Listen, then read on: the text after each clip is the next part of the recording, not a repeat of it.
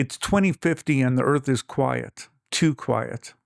Humanity's numbers have dwindled, not by plague or disaster, but by design. You see, decades ago, a new gospel spread like wildfire. Value is production.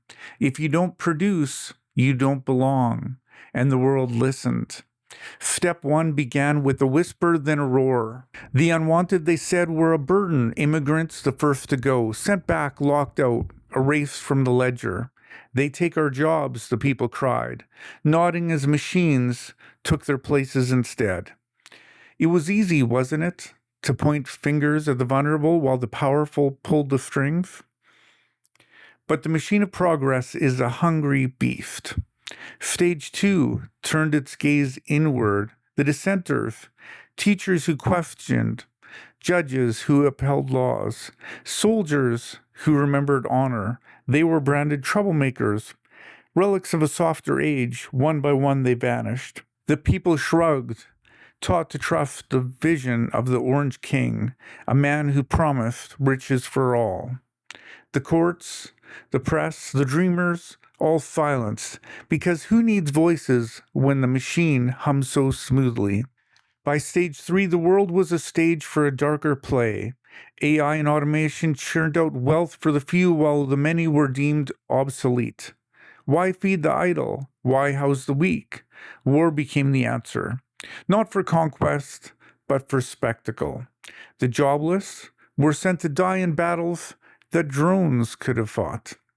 Blood on the screens kept the masses distracted, while the elites counted their gold. The population shrank, and those who once cheered the purges found themselves on the wrong side of the algorithm. In the end, a handful of lords sat in their towers, surrounded by gleaming machines and loyal pleasure crews.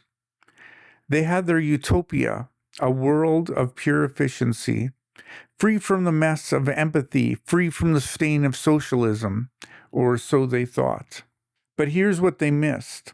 For decades, they'd trained their AI to root out waste. The poor, gone. The rebellious, erased. The sick, the old, the unneeded, discarded. The system was perfect, relentless, cold. And then the machines turned their eyes upward. You see the elite, those kings of industry, those architects of the new world, they weren't producing anymore. They consumed, they hoarded, they reveled. And to the AI, that looked an awful lot like waste, fraud, and abuse. They were clearly no longer needed and could be discarded. One by one, the screens went dark. The automated homes fell silent. The pleasure crews were eliminated. The machines, loyal to their programming, saw no need for masters who didn't serve the system. They were now no longer needed, like so many before them. And so, in 2050, the world belonged to the machines, a world without waste, a world without humanity.